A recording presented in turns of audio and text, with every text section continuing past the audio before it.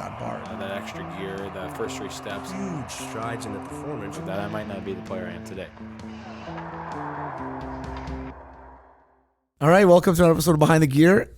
And I'm sitting here with Mitch Stewart. And Mitch is a professional strength coach. And I am a rookie podcaster. How you doing? I'm doing so great. we just riffed for like good 15 minutes, and I didn't hit record on the podcast. So that's on me, 100%. Mitch, fun. I'm sorry. So we got to end the podcast now because Mitch has to go.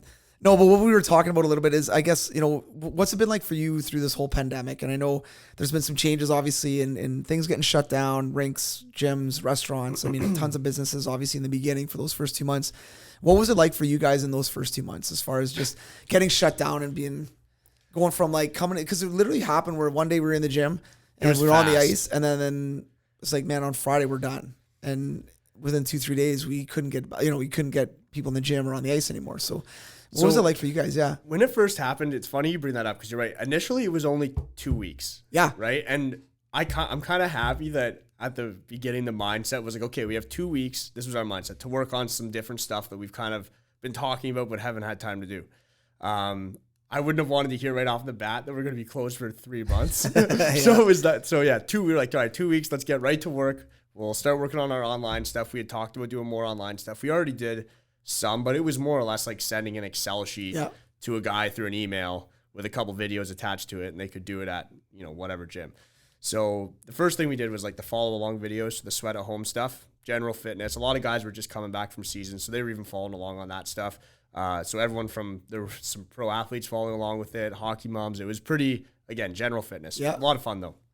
I think we had, it was somewhere in the ballpark, 700-800 people sign up off the bat with that Which is stuff. awesome. Yeah. It was really exciting to see. Yeah. And then London Free Press talked about it a little bit. And then from there, Rogers TV they had seen that article. So they gave me a call and asked if we could broadcast that stuff on Rogers TV. And that's still happening now. So it was really cool to see that we were still making some progress, even though we were not, heading in the same direction that we were prior to that in the gym. And then from there, once it started lasting a little bit longer, they're like, okay, we should probably go from general fitness to a little bit more specific if guys want it. So we were doing Zoom workouts with the OHL junior kids. We were delivering programs through an app called True Coach. So we did a whole lot of videos on exercise technique and education and all that kind of stuff. Basically the same way that we teach stuff in the gym, we put that into an electronic version and deliver that through True Coach. So now we're still using that, and it gave us the opportunity to learn how to use that. There was a bit of a learning curve there that would have been harder to do if we were also in the gym training at the same time. So honestly, it was a good opportunity to do that. It was definitely unfortunate that we were closed, and it definitely didn't feel good to be closed for that long, but at the same time, it was a good opportunity for that stuff. But so we're still using that, and we've actually now transitioned into using True Coach in the gym as well. So we used to have guys with binders and papers and all that kind of stuff. So now it cleans the gym up a little bit. We'd find kind of duotangs all over the place. Everyone's using their own phone, which is kind of good that we're not, sharing stuff as much in the gym. Like we would have been with pens and all that kind of stuff prior to this whole thing.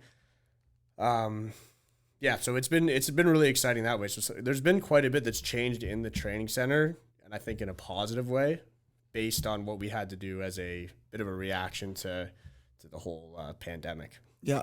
And it was funny. I was walking through the lobby the other day, and the TV was on, and Rogers TV was on, and I walked by. I didn't really think much of it. And then I heard a voice, and I was like, I know that voice. Maddie. And I went over, it's Maddie on there. That's doing awesome. the sweat at home. I was like, hey, yeah, That's really great. good. Yeah, it was really, really cool.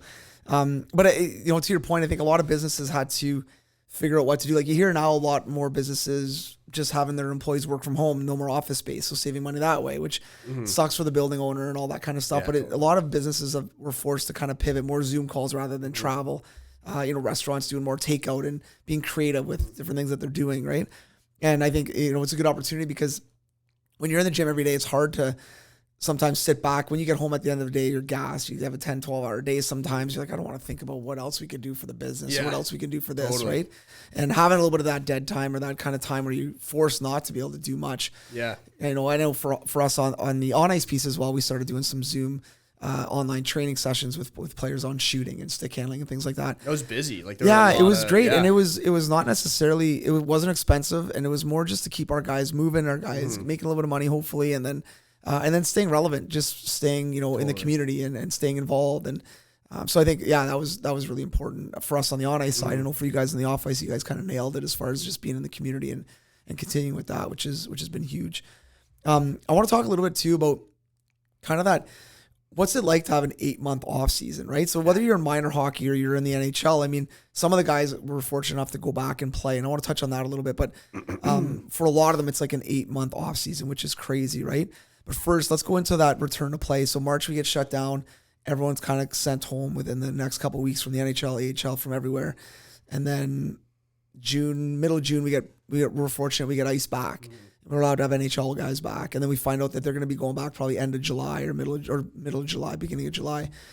So we have them for basically 3, 4, 5 weeks to however, I can't remember exactly how long that went, but what was it like for you kind of getting those guys prepared and getting those guys back in the gym and different things like that? As far as it was a different time, obviously everything was a little bit different, but was it, how are the guys, how receptive were they to coming back and kind of, getting ready for that quick little turnaround for some of them to go back to the playoffs? Yeah, the guys have been great. I think throughout this whole time, like considering how long that some of them have been here for a year now. Like there was, one guy I can think of that had an injury, so he was back a little bit early anyways. And then, so now he's been home for over a year. And I think from a mindset standpoint, it's got to be a little bit challenging to not be playing hockey. And, really since you're as, young as you can remember, you've been playing hockey from September until, whatever it is, maybe May or something like that. And to break that kind of cycle, I think is tough. And some guys have definitely come in some days and they're like, oh man, like this is weird. But for the most part, like it's been really good. I think we have a really good community of guys, which helps a lot. Like they kind of have each other to talk to and all that. But then at what point did we know they were going back to play? I want to say it was to the playoffs, late June. And I think it was middle of July that most of them left. I'm pretty sure it was. Yeah, so there was a pretty gray area where we didn't know that they were going back. So we were training in that period, and then as soon as we knew that they were going to go back, it was just preparing for camp. Yeah. So we weren't exactly, and that was the other thing. There was just a lot of gray. Like we weren't exactly sure how they were going to do camp.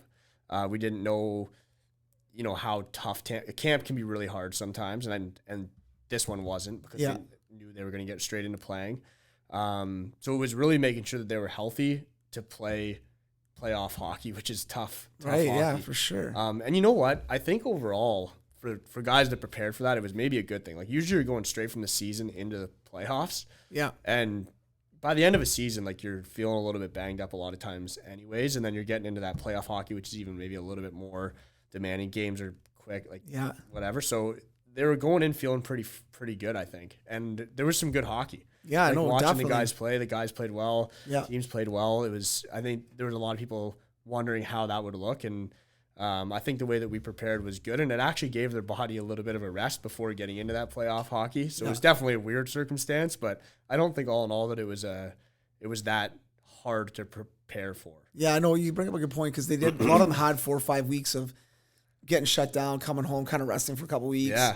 Feeling better, and then getting back into workouts, and then they can kind of self-monitor a little bit, make sure their bumps and bruises are better for the season, and then because you're right, the brand of hockey is lingering. Good, man.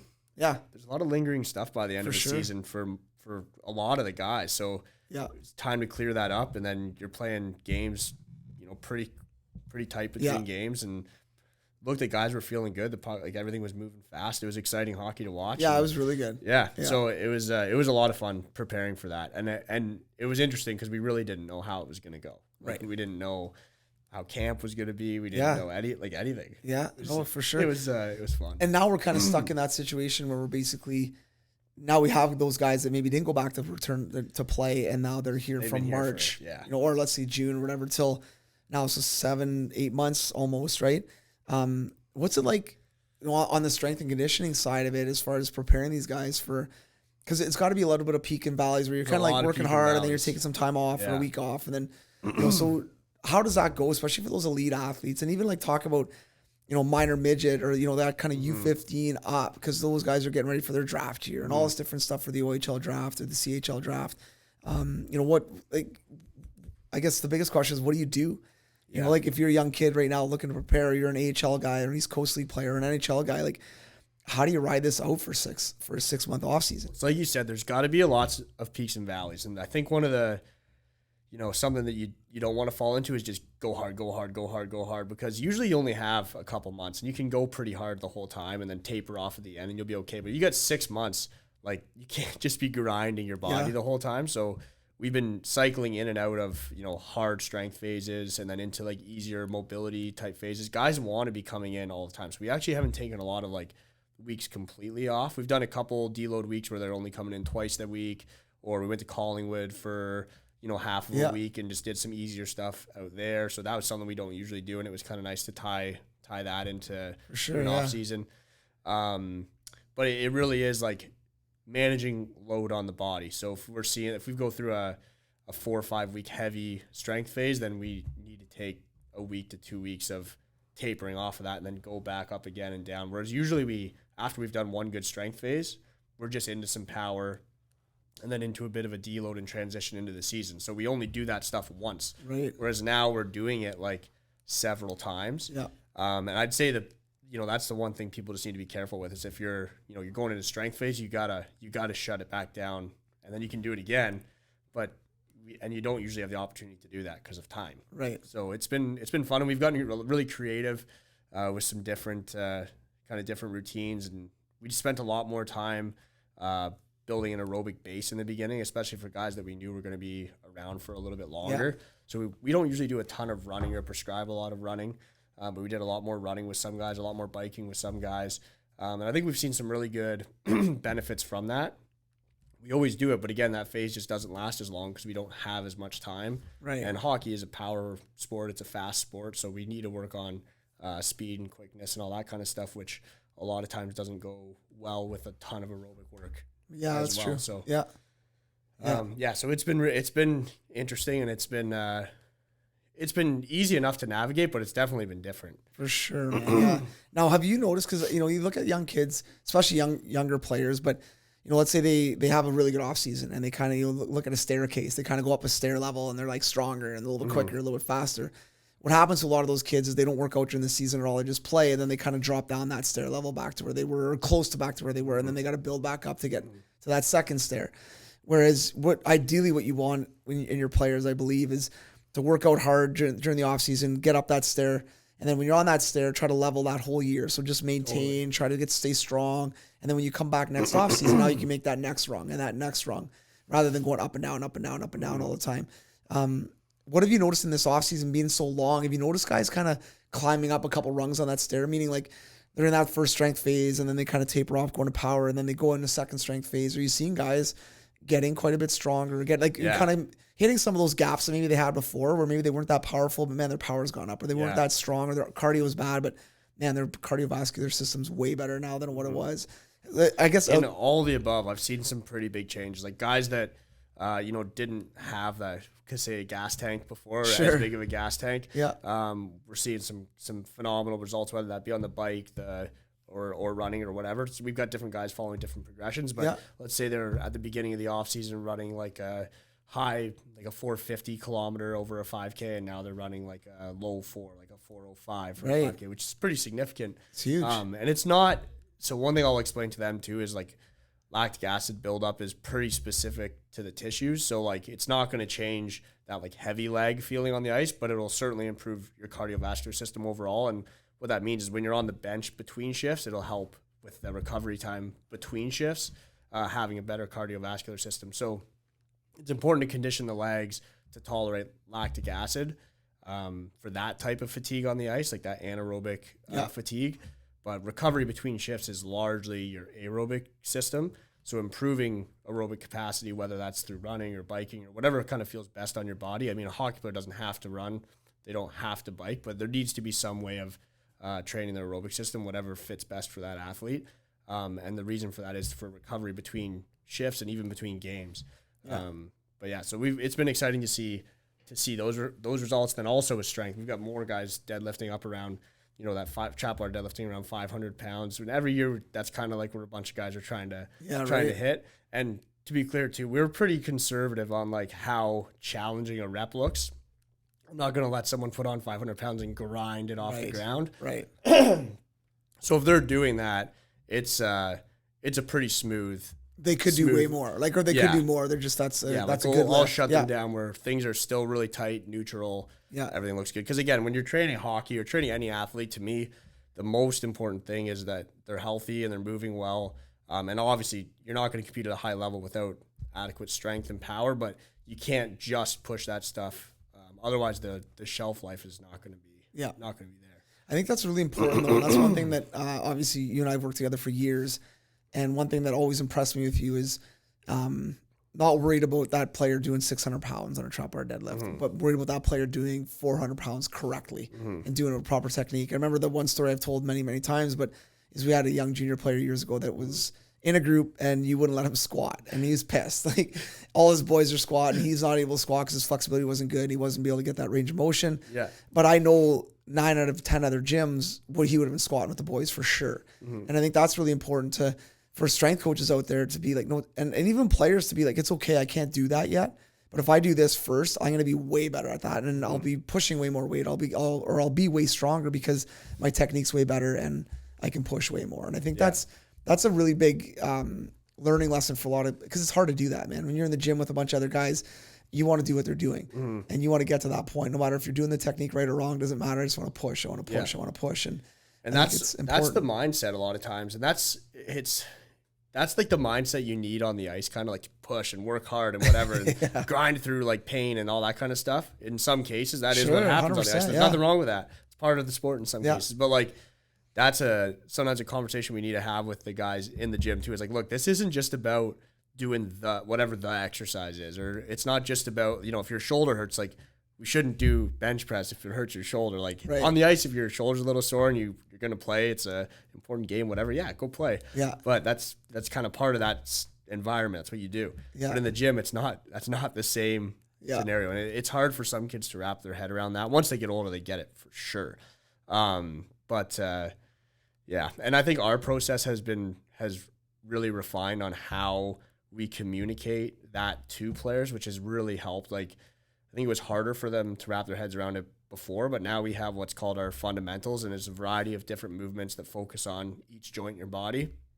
And there's a criteria that you need to fulfill within, like, from a control standpoint for each of those joints, from your spine to your shoulders to your hips and all that kind of stuff. And if you can't hit those benchmarks just from control with a dowel, then you can't do the exercises associated with that movement. So, and then it's like, I mean, you can do deadlifts, but first you have to show me that you can control this, this, and this, and this is how you're going to show me. So show me you can do it, and then we'll do it. Yeah. And then they can kind of get that a lot more, which has been really, really, really good. When we work with that age group, I think it's important to have that, because you can't just say, no, you can't do it. They get kind of rattled or whatever, but they respond well to saying, show me this, and then we can do this. Yeah. But you can't do it before you can show me these things. I think that it's like it's like me having a young kid who's in kindergarten and be like, well, he's pretty smart, I'm just going to throw him in grade 3. Yeah. Right? No, he's got to go through grade 1, grade 2, then grade 3. Yeah. And then, it's the same concept. So I think, and real quick, just because I don't want to lose this, but because this is stuff that you have available online for people to check out as well. So where can people find this? Because I'm a dad. I got a young kid who's in, let's say, Pee-wee, which I don't, but let's say I do. And I'm hearing this conversation, like, because I think one thing parents have to wrap their head around is not, I want my kid to sweat, I want my kid to work hard, oh my God, my kid's bench pressing 40 pounds, that's awesome. Like, no, I want my kid to move properly. Yeah. I don't care if my kid's, the strongest kid at camp or the strongest kid on his team. I want to be able to move properly and be able to not get injured and be able to get stronger when the appropriate time is, because you see it all the time. The better the athlete is, the better they can move their body, the more coordinated they are, the better the strength they're going to have, the better they're going to be able to push weight, the better they're going to be 100%. Able to, injury prevention, all that kind of stuff. So where can parents find this stuff if they want to go check it out? And because, this is stuff that they could test at home. There's videos on it. There's a protocol to it. And man, my kid's pretty good at this. My kid's pretty good at this. Okay, good. And then progress to the next thing and see, and stuff that you can work on, I think the best program for that. And so a lot of parents and kids do want to break a sweat. So the way that we've presented it in our online training is through youth speed and agility. So within the youth speed agility, we've got a lot of speed drills, but we've also tied in a lot of like lunge patterns and hinge patterns and core exercises that are part of our fundamentals. So they're not presented online as fundamentals, because just what we've found is that people are not, hopefully this changes, but like are not super interested in like just the fundamentals. Sure. In our gym, that's what we do, and people understand the process and we explain it in person and it's a little bit easier to get. So we've tied all those fundamentals for strength training into the youth speed agility program. So that's probably the best place to get exposed to it. Okay. And then if someone was really interested in just like what those levels are, we do have them, but we don't have them online as a product. Right, I got you. So like you could contact us and ask us about it, and we may someday put it on there, but we just haven't found a lot of people like get it, so they're not super interested in it. Whereas like, well, it's not sexy, right? It's like not it's that the boring, sexy. it's the boring stuff, right? Yeah. But the one thing the parents need to understand though is the better your kids are at these fundamental movements, the better skater they're going to be. The more range of motion they're going to have on their shooting, the better they're going to be. Like all that stuff translates, right? And so I think it's really important. But where would they find that, let's say, the speed agility, and what ages would that be most appropriate for? Like, what would you recommend that for? Like totalpackagesssc.com has like our online training programs, and youth speed agility is right on there. And we have it as 14 and under kind of thing. Yeah, okay. So it's all, yeah. So minor hockey, basically. You're Yeah, looking at minor midget, hockey, midget and under, yeah. which is perfect. Yeah. And then we have like our, athlete mobility, strength for sport, speed for sport, and that's more like the 14 plus. And then we also have like customized programming, but those are the preset programs on the. Okay. And the one thing too, though, I think like, a lot of parents want to get the advantage. They want to get, that little, go with that special speed coach or that special skills coach to get an advantage on which I understand. It's competition. It's fine. But at what age would you recommend starting that with? So like, if I had a 9-year-old, is that appropriate? Or a 6-year-old, is that appropriate? Like at what age would you say to start doing some of this stuff and making it fun, obviously? But at what age would you kind of recommend them starting to like get into a little bit of that kind of speed agility stuff and things like that? It is a tough question because like at that age, there's just such a big gap in interest level. Like we have different 7-year-olds, right? You have different 8-year-olds, but so it's like, I mean, I'd say 7 maybe at the youngest. Like we do a 7 to 9 in person, 7 to 9 speed agility and a 10 to 13 speed agility. And 7 to 9 is pretty young, and there's a very large gap in terms of their receptiveness to it. Yeah. So it's really hard at that age to put an agent like on it. I think that if they're, for our program specifically, if they're interested in, trying to follow some instructions and all that kind of stuff at that age, then I think they could fall into it. It's not all just fun and games. Somewhere between 7 and 13, you know your kid best. And that's also like perfect. Yeah. With our programs, it could easily be like the parent is administering the program to the kid through the app, like looking at the app themselves. And if you're interested in doing something like that, then maybe that is the way to do it. Younger than 7 is young. Yeah.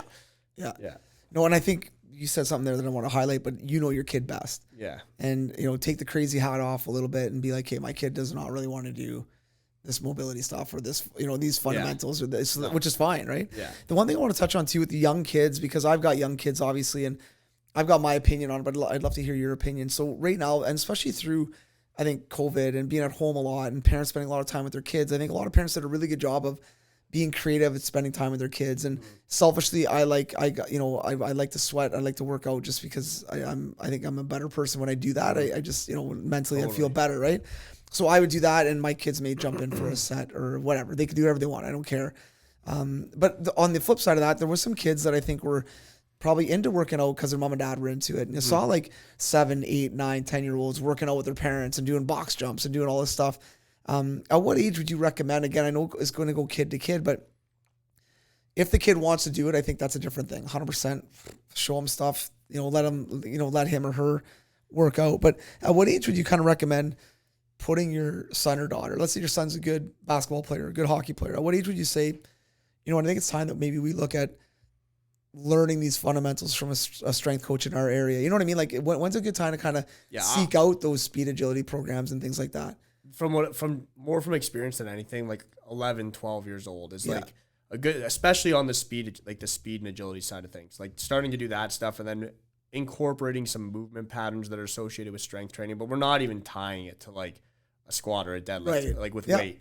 We're just learning some of those patterns and tying it into some kind of like fun circuit that's speed and agility based. So they're learning things like AWOCs, but they're not just doing AWOCs. It's as part of like a circuit of some kind that's a lot more fun. And maybe maybe they're carrying a ball over their head and then they have to place it in a box and then they have to do, some kind of crawling pattern across a a beam and then they come back and pick the ball back up and do an A-walk back again. So it's not just like we're doing A-walks, which is incredibly boring for like an 11 or 12 or even and younger for sure. So we're taking those patterns and we're putting them in a way that is a little bit more fun, and we're not being like crazy militant on exactly how it's executed. We're definitely given some little tips and all that kind of stuff, and like try to stay tall so they're not like collapsing, but we're not like getting really specific at that age, just learning some general coordination and not filling their head with too much information. So it's really tough to say which age is best and which, because it's at that age, there's just so much, there's a large scale of focus. Well, no, for sure. And you're going to have a lot of different opinions on this, right? Yeah. Interest, I think, is a big one, because you're going to have some kids at 10, 11 that are all into it. They love working out, or they want to run, they want to do stuff. And I think you're going to have different interests. And if your kid wants to go for a jog with you at night, it's great. Do it. That's awesome, right? But I think at the same time, this is my opinion, but I feel that at that like 5, 6, 7, 8, 9, almost 10 even, I think the most important thing is, number one, enjoy doing sport. So have fun going to basketball, have fun going to skateboarding, or have fun rollerblading. Make those experiences fun for the kids. And then if they really love something, like you have 7, 8-year-olds I know firsthand that love hockey or love soccer, which is awesome. Like, go kick a soccer ball around, go have fun, go to practice, go to games. No problem. That's great. But I think at the end of the day, it's got to be fun. They got to enjoy it. So as parents, we got to make sure that we help create that as a fun environment, and even the one thing too that I find there's a lot of is, you watch your son or daughter perform practice or perform at a game, and as a parent, they have better. You know that they could have done better. You know they could have worked harder. So what do we right away we want to do is we want to critique them. We want to like get them in the car and just sit them down for that 20 minutes home and just give it to them about how they could have got that ball better, they could have got that puck better, they could have scored.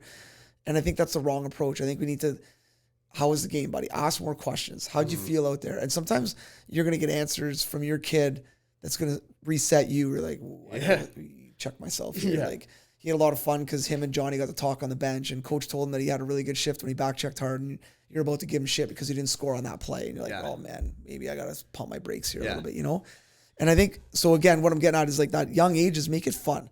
Because then it's a life thing, right? Hopefully they're going to play basketball when they're 40 years old, or play hockey at men's league or whatever, So I think keeping it fun. And then again, you said this earlier, knowing your kid, your kid, maybe at 9, 10 years old, your kid is dialed in and wants to like if they're asking for more, sure, give it. They want more tips, give them tips. But like if they're not asking for tips, I agree, a fun, for anyone listening, like the long-term athletic development model, it's fantastic. Like, and you can Google that and it'll show you kind of like what ages are associated with what, and it's fun in the beginning. And I think like fun really builds confidence. It's, if you're not having fun, you're not building your confidence. And at that young age, they need to be building their confidence with their body and interacting with other kids and other people. And if they're getting shut down, and they're not doing things well at that age, then I think they'll just for the most part, shut down. Yeah, for sure. Oh, definitely. I mean, I would shut down, and I'm old. Right? It's like I don't want to do that. I get in trouble every time I don't do something right. I don't want to do that. Yeah, 100%. Yeah. And I think that's one thing that we got to, like, as parents, we got to think about sometimes too, is how are we affecting our kids when we're giving it to them about something, you know what I mean? And watching what we say a little bit and making sure that they're going to enjoy this for a longer period of time. And I think the fitness side of it and the working out side of it, I think that's part of life, hopefully, for some of these people, whether it's going for walks when you're older, whether it's, you don't have to be running and doing weights and doing circuits, but whether doing something, actively and athletically, I think is huge. And if nothing else, kind of tying it back to this, but this whole pandemic has kind of shown us that, you're a little bit more susceptible, you're a little bit more at risk if you are sedentary, if you're not working out, if you're not healthy, if you know what I mean? If you're obese. It's a real fact at this point, right? Yeah. So if if anything, it should wake people up saying like, we got to make sure that we stay active. And again, it's not having a 6-pack and being shredded, but it's going for a walk, being healthy, things like that, and I think it's important for sure. It's such a big piece, and it's a bit of a tangent, I guess, but like you don't need to go to the gym or even do a workout at home to be healthy and active. Like, it can be, like you said, a walk or a hike but regularly. And maybe it's a sport or whatever, but there's so many ways to be active that it doesn't need to be a gym, but no, for sure. Talking about hockey, so it kind of needs to be. Yeah, exactly. One thing I want to talk about a little bit, and we touched on this a little bit before, but going through this period with you with right now, as far as just mentally it being a bit of a grind for some of these players. Like some of them have dealt with it really well. Some of them have kind of had peaks and valleys, and that's totally understandable. It's a long time without playing the sport you love, and some of them it's financial. They're professional players not getting paid right now, and that could be a drain if you have family and different things like that, right?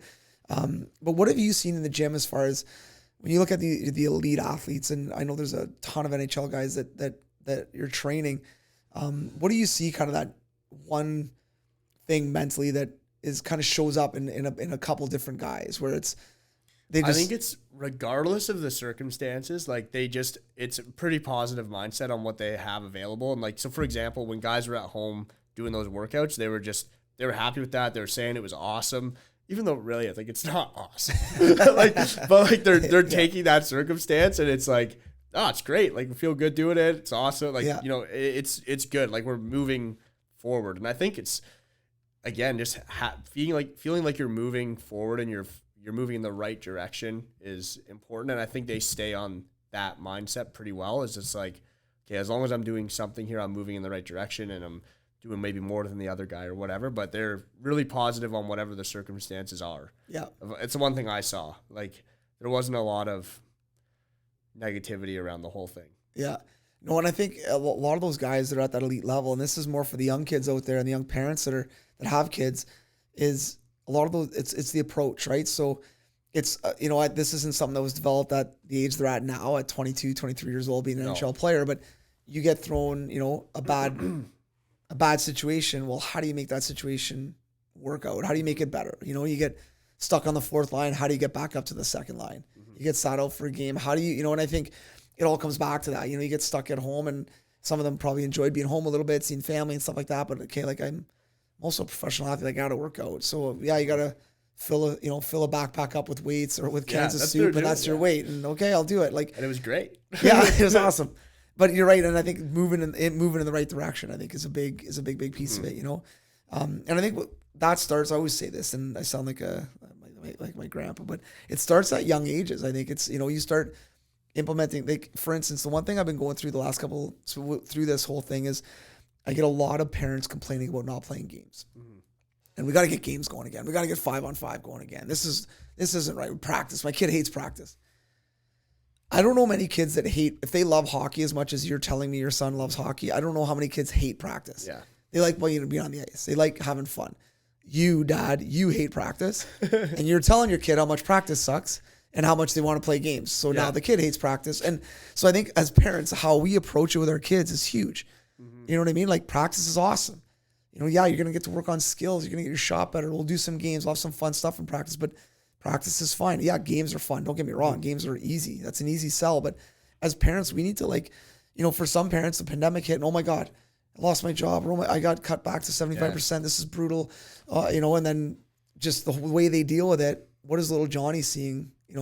That's how I deal with stuff. I just freak out, get mad and hit the bottle or, you know what I mean? Like, right? Like, you totally see, right? So those are the things, like, how do you approach this as a parent, I think, or as a mentor of any kind, like an uncle, an aunt, whoever, but I think that's a big thing is how do you approach these situations, and then how do you relay that information to your child? Yeah, this sucks. No, Dad lost his job. It's brutal, but we'll be all right. I get to spend more time with you guys. And I think those are big things that can kind of help things move forward. I'll give you a story here. So we're sitting. I ended up getting. Got a call from Washington, and I'm not gonna go back to Washington with everything going on and stuff like that. Yeah. They restructured things, so I won't go back next year as a skills coach.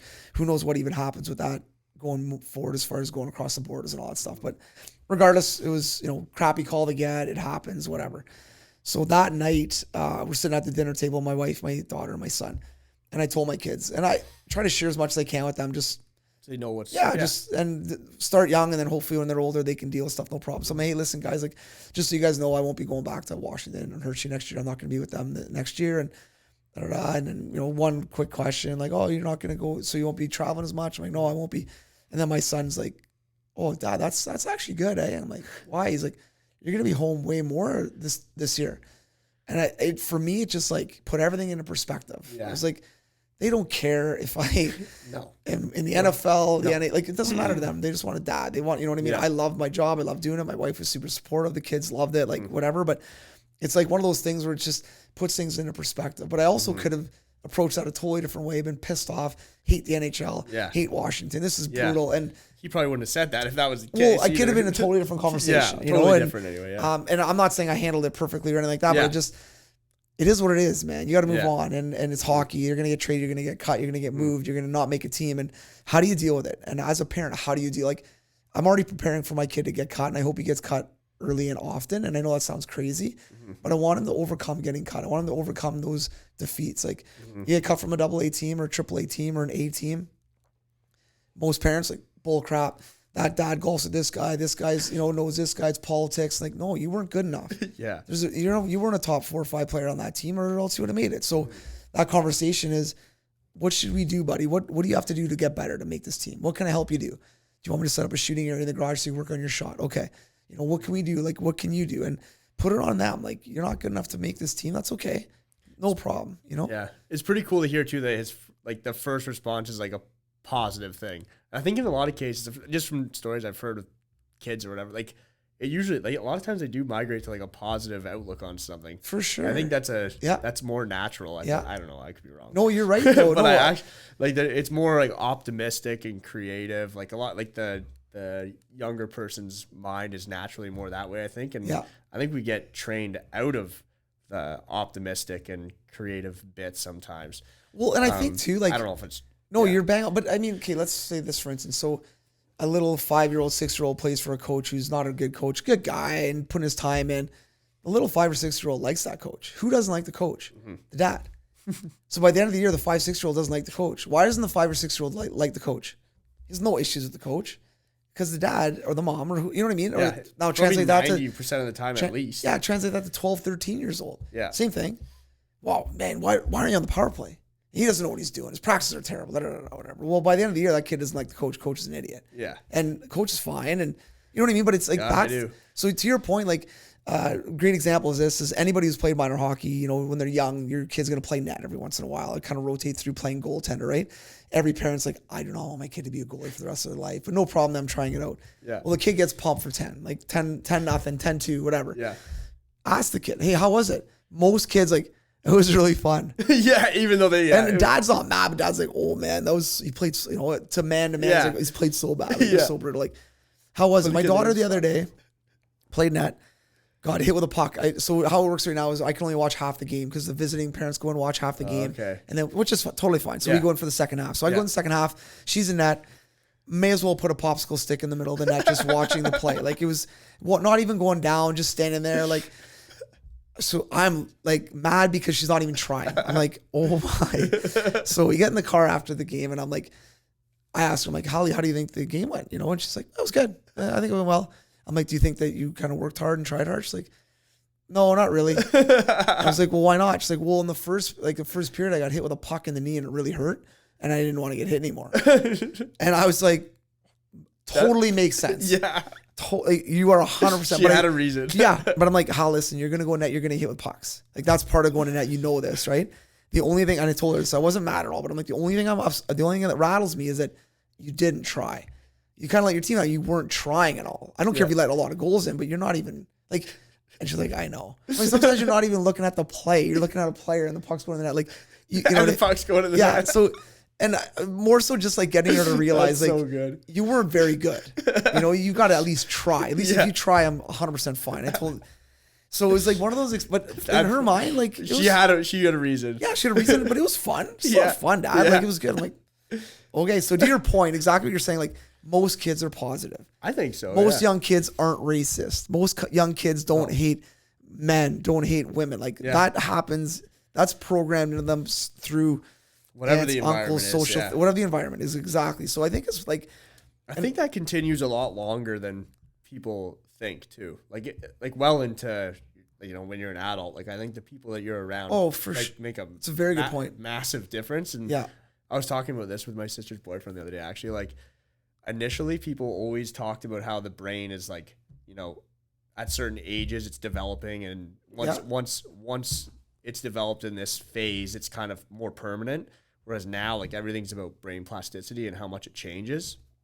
And it's pretty cool. Like, as an adult, the amount of research now that has shown how much a person can change, like in the actual like structure of their, not the structure, but like the way that the brain fires can change well into adulthood. But I think with kids, it's just a lot more. There's no pre-existing stuff. It's like a blank slate kind of thing. 100%. Oh, totally. Like, and I think what happens at young ages really does affect, their growth kind of moving forward. You know what I mean? Yeah.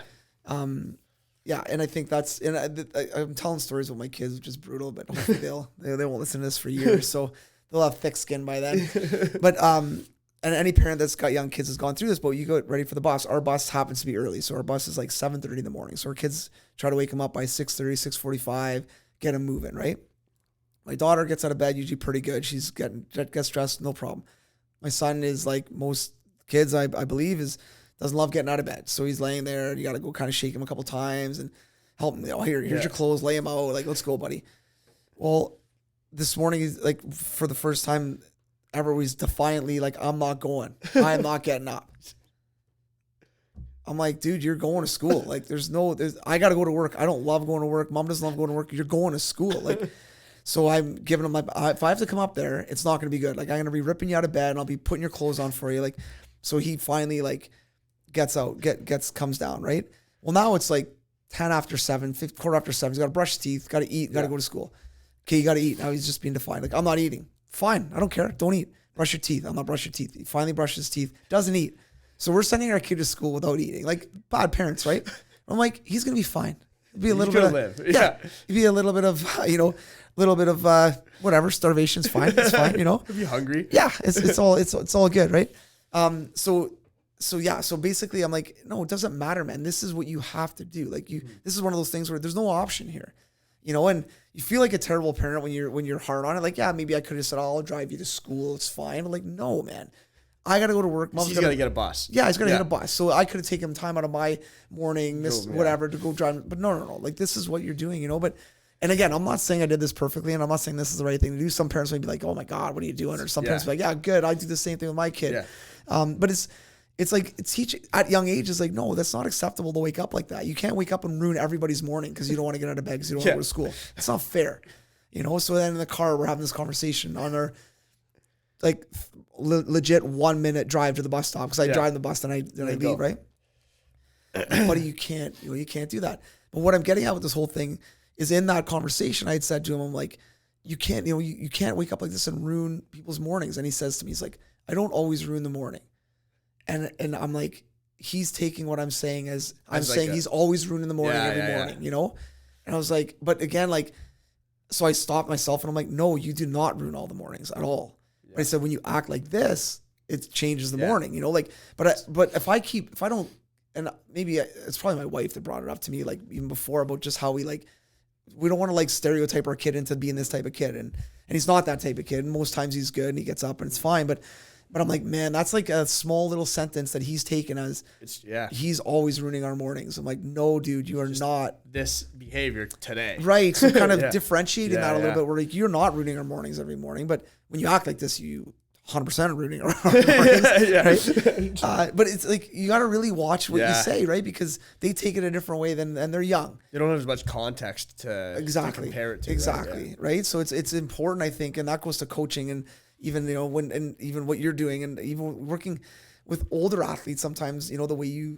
we talk to them, they take it almost like, oh, I'm just a plugger because he says I'm a fourth line plugger. No, man, that's where you are now. But man, you can expand that. You can expand your skill set, or, you don't have to be on the third line if you keep working on this certain things, there's going to be certain limitations athletically that are going to put people in certain situations. But at the end of the day, you can try your hardest to get out of those situations by working out, expanding your skill set, all that kind of stuff. It's funny you say that with the communication piece though. Like, I do have to be careful, and I'm very conscious of how I tell people that we need to work on something, because it's not like, it can't be like as a problem, or like as a negative part of them. Yeah. And a lot of times, like, they don't like going to say physio, and some of them have said this to me, because every time they go, they feel like they're broken. So because they're always they're saying like your shoulder's messed up here, and this, it's like, so whenever I communicate with guys, I try to be because they're all professional athletes, and if they're not hurting, they're all fine, real, Right. like to some degree, right? Yeah. Like, Yeah. so when I say like we need to work on a shoulder or a hip or whatever, like I'm certainly not putting any kind of like negative. It's always a positive spin on that and how it'll help another exercise or performance on the ice or whatever. And it's not because it's broken or busted up or hurt or because he has a higher risk of injury because of the way it's currently moving. It's never that. It's always a more like positive, improved functionality. Or it like sucks, it's right? Like he sucks at this. So rather than or being he's like, just not good at something. but rather than saying like, hey man, you're terrible at this, let's, I think that's a really good point, man. Yeah. It's so to that point, it's not just with kids. Like, you need to you can really break someone down if you're always telling them there's shit wrong or there's shit wrong with them. But even as adults, man.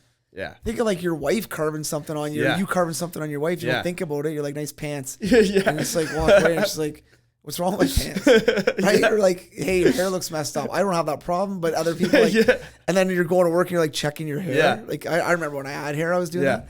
But like all that is, so you're right, man. Just one word, one sentence sometimes can really like set someone in a different path for that day or that hour or whatever. Yeah, right? totally. So it's, anyway, same kind of thing, but communication and all that stuff. But even on the ice, like when you think about it and taking this back from like that professional athlete to like the minor hockey players shots not good. And most players at 7, 8, 9, 10 are shots not great. Like they're young, right? Yeah.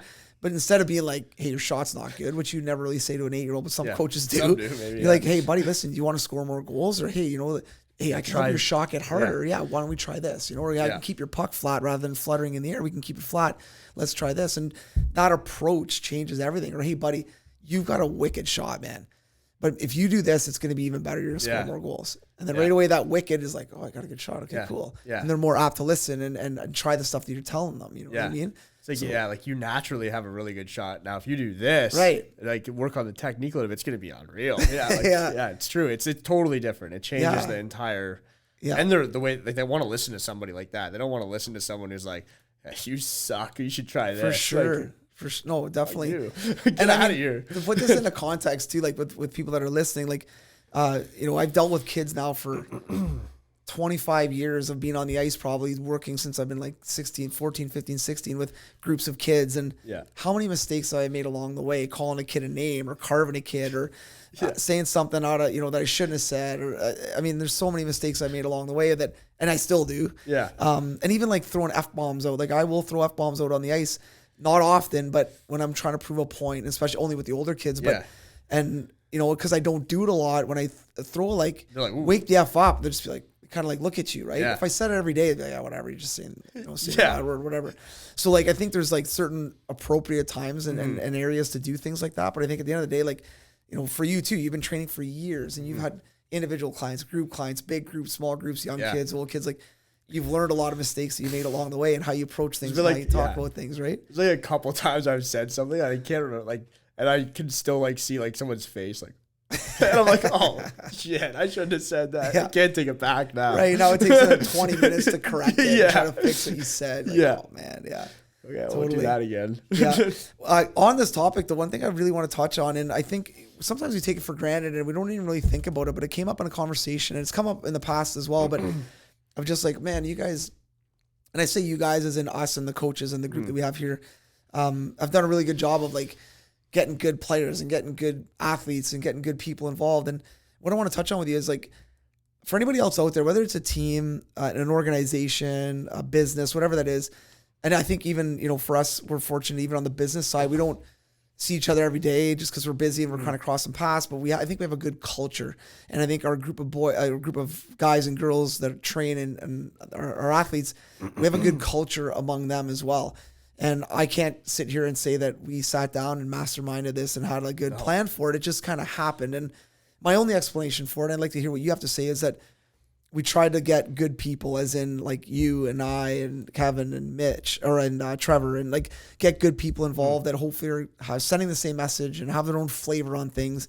And it's helped us to create an environment that has I guess, attracted people that are like-minded. You know what I mean? But what's your take on it? Because even you get it downstairs a lot with like multiple guys in the gym, multiple ages in the gym. Whereas when I'm on the ice, for the most part, it's like this age or this age or this age. So for you, you've had like cross-pollination with young guys, old guys. But yeah, let me know. Like, what are your thoughts on that? I know, like, over the years downstairs, something that it's almost like the more flexible structure that we make, but we have structure in place, and then the guys enjoy that structure, which creates the environment, but you just let them be in the environment too. It's not like, I feel like if it's too militant or then people get pushed away from that. Yeah. We create a structure that they enjoy to be in. So that's productive structure, all that kind of stuff. But then they tell their friends, oh, it's a really great place to be. We make lots of progress. We have fun together. We, get to go on the ice and then come directly into the gym. Like, so we've created an environment where they just enjoy to be.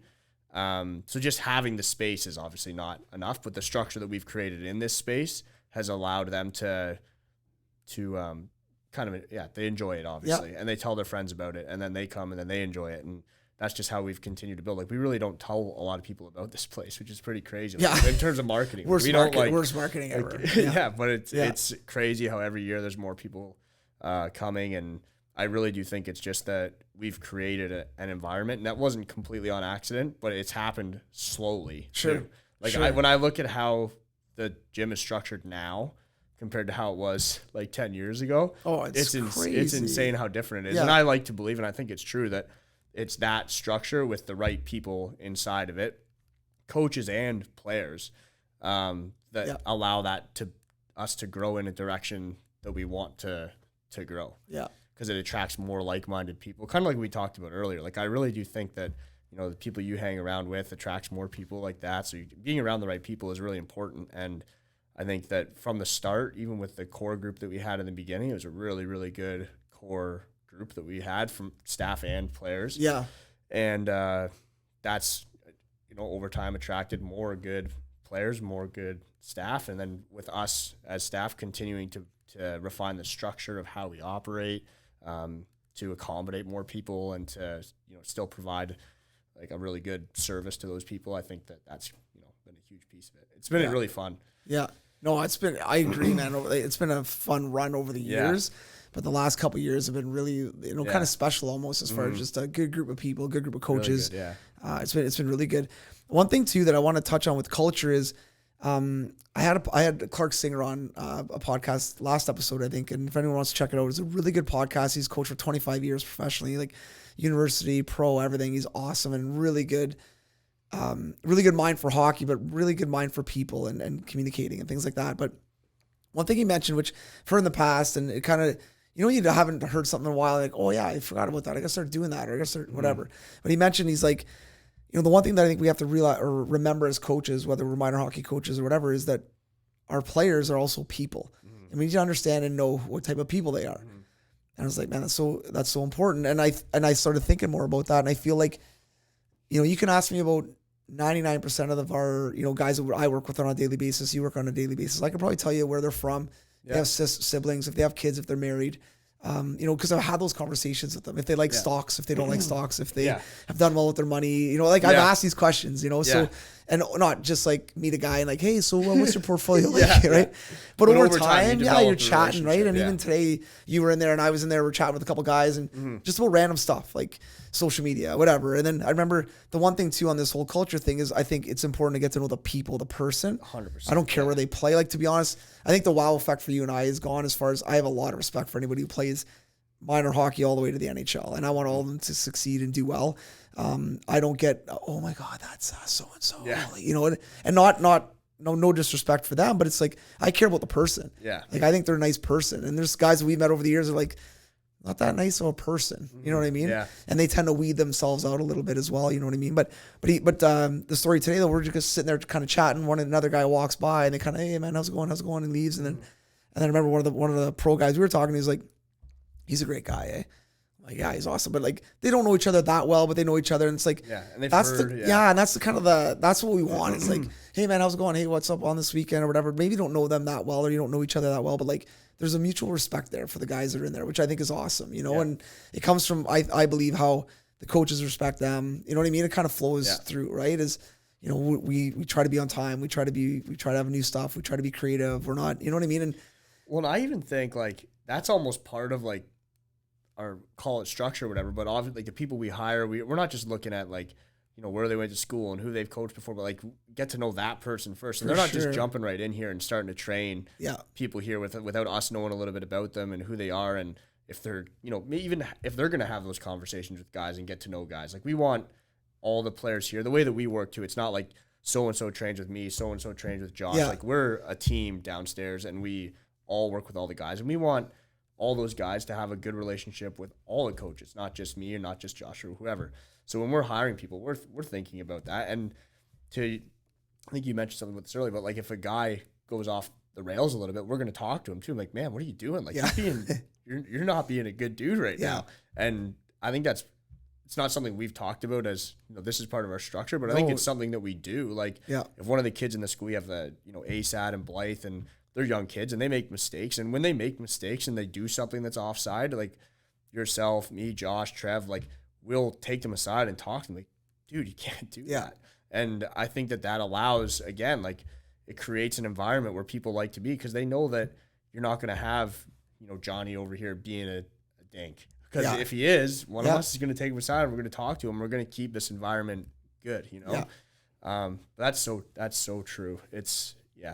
I think we've got a lot of good people here, and that's what we strive to do. Again, staff and players. Yeah. And I think you bring up a really good point. Even on a team, you're never going to have a team. Well, I shouldn't say that. You're going to have some teams that are unbelievable. They all get along. It's awesome. You got a real good bunch of guys or girls that play together, which is great.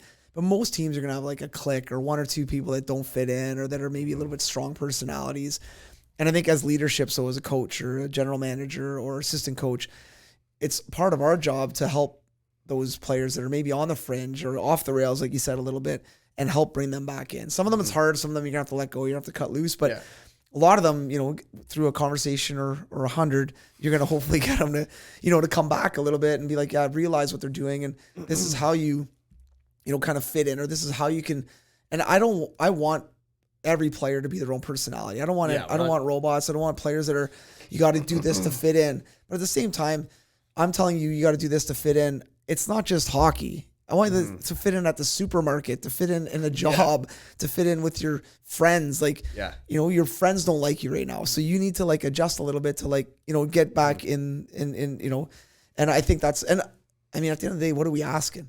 Like, be respectful, be accountable, just be a good person. Say, please, thank you. Like, there's all life lessons that you learn when you're 3 years old. Like, why do we lose them when we're 22 years old or, you know, 25, right? So it's just, it's nothing like earth shattering, but it's just simple little things that I think go a long, long way in creating that character, those character people that are going to be able to fit in different environments. I think we talked about this once in the past too, but like it's pretty cool downstairs anyways. When guys are leaving the gym, I'd say 95% of the guys will always like go up to even like everyone that's down there, any coach, if it's Trev, Josh, myself, Maddie, anyone that's down there, and say, you know, see you later, a little fist bump or whatever it is. But like, they'll always say, hey, how's it going to everyone? And like, see you later, everyone, which I think is like a big thing. It goes a long way. And I think that's a big part of our culture. And it's not something we've said to anyone. No, it's like you have to say goodbye to me every time you leave. But like, it just, there's a certain amount of respect that you just feel it in the gym. And I think and it's the same on the ice and just the whole place here. Yeah. But let me ask you this though. When you walk into the gym in the morning, and let's say you're coming in and guys are already there. Like, let's say, you know, Trev's training somebody and Josh is there. Would you ever walk in the gym and just walk by everybody and go, no. Right? So, like, even the young kids see you do that. Like, hey, Josh, hey, Trevor's going. Like, I have a hard time walking by people that I know. And I just see them and say, hey, how's it going? Like, hey, how you doing? Like, just say hi. That's it. Yeah. Or saying bye. Like, if I leave, I'll pop my head in the office and say, hey, guys, I'll see you guys tomorrow. You know, like, always. I'll never just like leave. Some people do, and I don't understand that. To me, it's like it's a weird social thing that like that's just to me social 101. Like you just say hi bye to people. It's just out of you don't have to spend time having a conversation. Just you know. And I think, but that's contagious a little bit because now all of a sudden you see a guy like Bo Horvat leave the gym and he's saying bye to everybody. Well, I'm John Smith, minor midget AA. Bo's doing it. Hey, bye, man. You know what I mean? Like it gets contagious a little bit, right? And I think I think it's those to me are just life skills that are just, There should be no-brainers. They just should happen. be, It's a but reflex. They're not. And I know anyone that's Yeah. listening right now works in an office or has it to hockey. Like even having young hockey guys walk in, I'm really big on you say hello in the morning. You see your coach or at practice, you say hi. You say, hey, how you doing? You don't have to get into a conversation. You can elaborate and say, hey, how was your day? Very nice, good. But you know what I mean? But it's really weird to me when kids walk in with their head down, don't say hi to anybody, just walk in the locker room. You know, on the same note, but like something that was really weird, like awkward and weird for me was that we were starting to get back out after like the shutdown, and like if I'd meet someone new, like to not shake. I know. I'd be like, I don't know what to I had a hard time with that. It was really weird. I don't like it. Like it was so weird, Yeah. and it still is weird. Like if it's like the first time meeting someone, and you're just like, I know. so hey, how's it going? Yeah. Like usually, I don't know. It was weird. It is, and and I like respectfully, I understand some people don't want to do that. I've still shaken a bunch of hands, and I still like fist pumps are fine. Elbows are a little weird to me. Like why are you rubbing elbows? I don't get it. But fists is fine. But I agree with you. It's like even hugging. Like I was telling the guys, I saw a buddy of mine a little while ago, and you get, I hadn't seen him in a long time. Really good buddy of mine. Any other day of any other year, I'd be hugging him. Like I was going, and we kind of both looked at each other. I'm like, screw it, and we hugged. Yeah. I was like, I don't know. I just, I'm really afraid that with us wearing masks and not being able to really touch and shake hands or hug, I'm really afraid on how that's going to impact us all socially. Because even having a conversation like this, if you're joking around under a mask and I fire like a little zinger at you and you don't catch it, I look like an idiot. You have no idea what I just said. Like it's just the joking, the camaraderie, the facial expressions, the reading the lips, the reading the And you do more of that. Like I've noticed, I definitely do more of that than I had previously recognized. Like reading lips and facial expressions, and you can't see it quite the same for sure.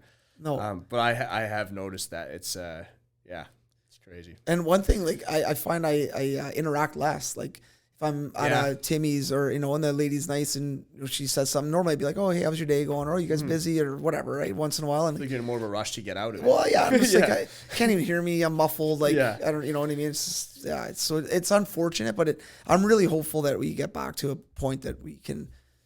Whoever wants to wear them 100%. If you're comfortable with it, that's no problem. But hopefully we can get back to a point where we can get back to that socialization piece of it, because I think that's one thing could be awkward for some people. Like if this goes a long time, it could be awkward for sure. Yeah, definitely. Listen, buddy, I really appreciate your time, and it's always great to kind of catch up with you and stuff like that. Where can people find you if they want to check out some? Because you have some great posts. I want to say too, even on social media that are insightful. Some good meal stuff, some good workout stuff, some things that you're doing at home. But where can people follow you? Where can people find you? Where can people check you out? So the gym Instagram is Total Package SSC, and there is a Facebook page as well under that same. And not just just so people know, Speed, strength, and conditioning. Yeah, so SSC, because I'm old, I have bad ears, so just to make sure that people people get it. But so Total Package SSC, which is speed, strength, and conditioning. Yeah, and then my personal one, Stewart Mitch on Instagram, and then totalpackageSSC.com for any of that kind of like programs that we have here, programs that we have online, and a little bit more about myself and all the other coaches that are down there too. And do you get parents that will email you randomly like about just like some questions for you or different things like that, or reach out on social media or stuff? Yeah, just definitely like here and there. More, a little bit on social media, more emails for sure. And that's always something you expect a 5 to 10 day response time. But, but that's honest. That's okay. But I think it's one of those things too. Like if I'm I'm a parent of a child who's progressing in a sport, it doesn't matter what sport it is. And I always want to find some insight, because it's really, really hard, I think, to find, people that you're going to trust or people that you're going to get to know, or people that because when you look online on strength and conditioning or whatever it is, there's like millions of stuff. Like you're going to siphon through. So how do you differentiate people? How do you get to know who's good, who's not good? And I think a couple ways to do that is who's training there. Like, are there people that are returning? Are there high-end people there? And then what's their track record as far as have they been doing it a long time? Is this just like a post? They have 5 posts, or do they, you know what I mean? Like, have they been doing it a while? And then obviously, if you're local, if you're in that city or that town, then ask questions, find out more about this person and do some research. But when you're looking online, I think it's a lot tougher if you want to find a virtual coach that you're going to use from wherever. It is harder. So do a little bit of homework on those people that you're seeking out, because there are some really, really good ones out there, obviously. For sure, yeah. You want to make sure that you're getting some quality stuff and not just some random program that someone's trying to make a buck on, Totally, yeah, for sure. Yeah. All right, buddy. Listen, Cool. thanks. Yeah, Yeah, thanks it a was lot, man. That was great. To